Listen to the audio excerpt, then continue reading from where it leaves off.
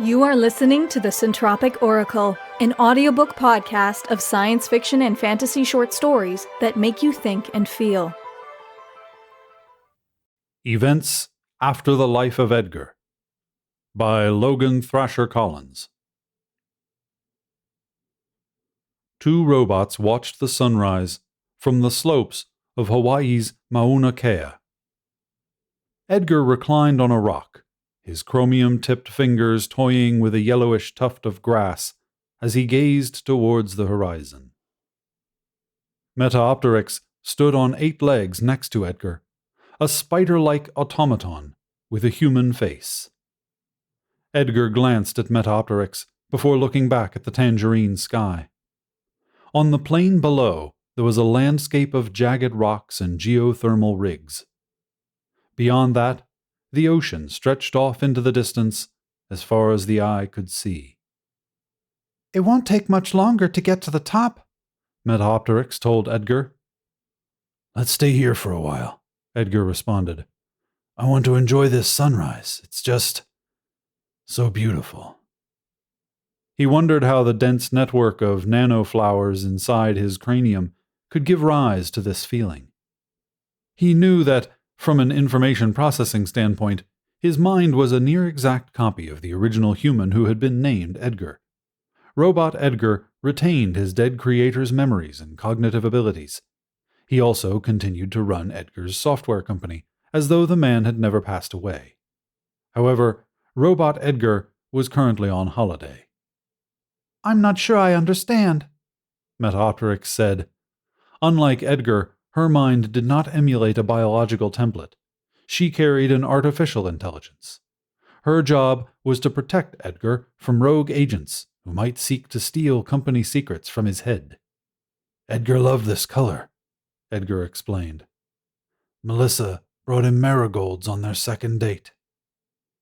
A dreamy look crossed over his synthetic face as he recalled that day. Later on, they would give each other marigolds on a variety of special occasions, anniversaries and the like. This shade of orange reminds me of her.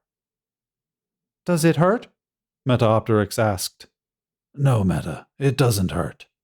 It feels nice, actually. Even though she's gone. These memories, they're good ones." Melissa had died almost 8 years before Edgar himself went on to his final rest. Robot Edgar still occasionally brought marigolds and laid them in front of Melissa's smooth black gravestone. "Do you think that I am Edgar?" he asked, though he knew Metaopteryx could not understand what he meant. "You are a copy of Edgar, but you possess the necessary skills to continue his philanthropic and entrepreneurial ventures." "No. I mean, I love Melissa. I remember the first time she brought me marigolds. I remember my whole life, except for the few months between his last brain scan and his death. I even remember wondering about how my robotic clone would feel, knowing that he wasn't the original me." Edgar tilted his head to examine some delicate clouds high above, searching for patterns in their wispy whirls. "Now, I'm on the other side of that." "Why ruminate upon experiences that are not your own?"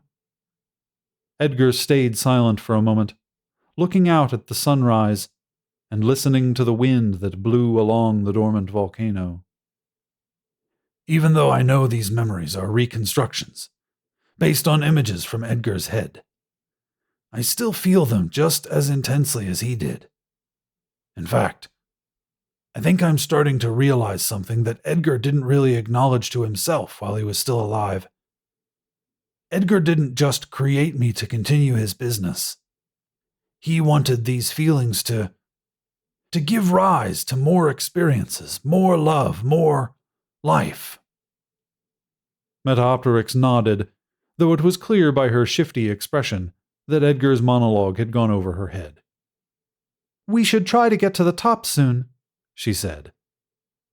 "Ah, yes," Edgar replied. "You know, I've wanted to climb this volcano for some time now."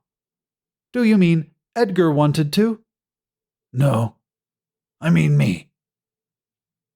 Edgar smiled and stood before continuing to ascend Mauna Kea, Metaopteryx following close behind. We hope you enjoyed Events After the Life of Edgar by Logan Thrasher Collins, read by CB Droege. If you'd like to learn more about the author and narrator of this story or make a donation to them, follow the story page link in the description. If you would like to submit a story for consideration or apply to be a narrator, a link to our submission guidelines is in the description. This story is copyrighted 2020 by the Centropic Oracle.